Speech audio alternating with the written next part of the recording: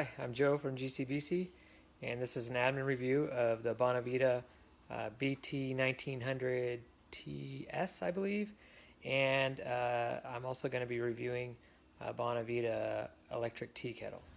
Here is the Bonavita BT1900TS. It has a really nice dispersion screen. They've made this more clear from the previous model I had, which was a 1800 TH. And something else I'd like to point out is the power switch now is much simpler, nicer design in my opinion. It does have exit ports for the cable to go on the side or the back, however you need it. But I've got it filled with some filtered water, and I've been using this a lot lately, actually, just trying to get a feel for the machine, seeing what I like and don't like about it. Overall, I think it's just an amazing machine. I have a Technivorm a product as well. That's a thermal carafe, and I can't believe how much cheaper this model is and how well and similarly it performs. Here is one of my critiques of the Bonavita style. They use the flat bottom brewers. It's not my favorite. It does come with a pretty cool package of filters, white, which is nice, and it comes with enough to really get you going. I've used several pots of this actually while I was waiting for my Technivorm to get repaired. So I've been really appreciating this brewer. Like I said, I had an 1800. The only problem I ever ran into it with the 1800 was the power switch failed a couple times, and it failed that it just wouldn't shut off automatically. When I wrote Bonavita, they went ahead and replaced the unit completely. So in my opinion, there's nobody better at customer service than Bonavita. It does have a thermal carafe on this model, and as you can tell, I've already got some patina going in there. That's how much I've been using it lately. So I really do like this brewer. The quality of the cup is pretty amazing. This is just a Melita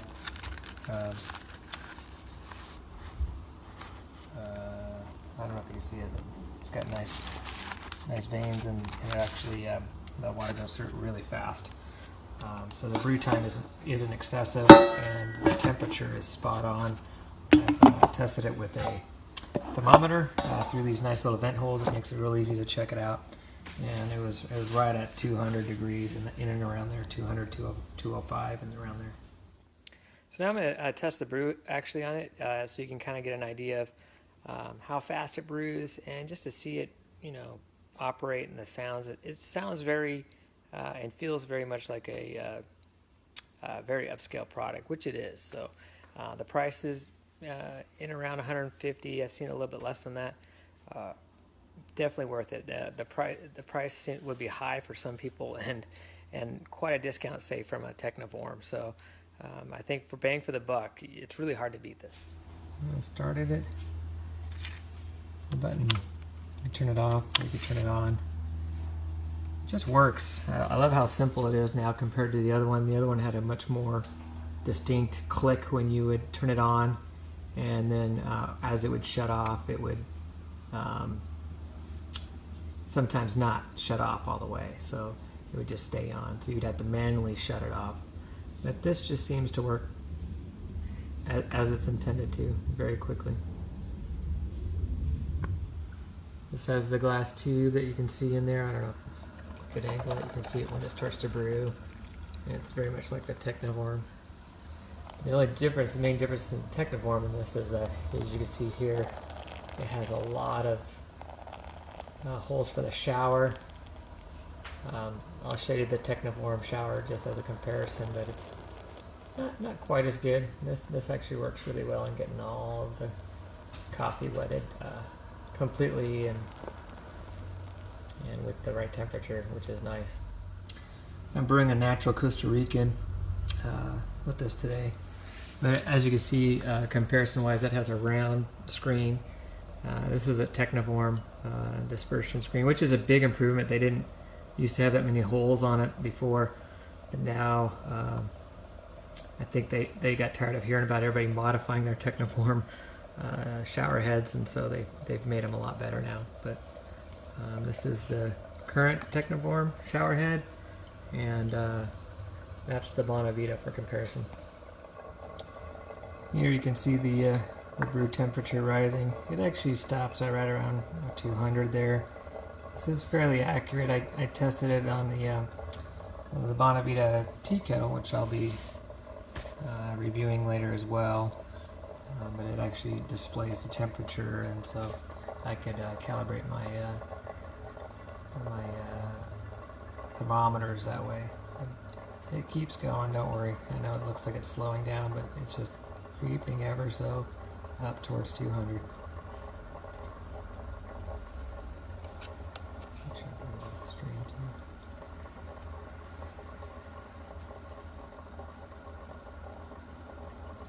Well, I didn't officially time the video. It's a quick brew. It's under 6 minutes, much like the Techniform.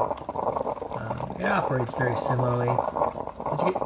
One of the contrasts would be that the size of it. It's considerably lower than the Techniform. The Techniform is about as, it's getting close to the size of my Mazzer grinder here, and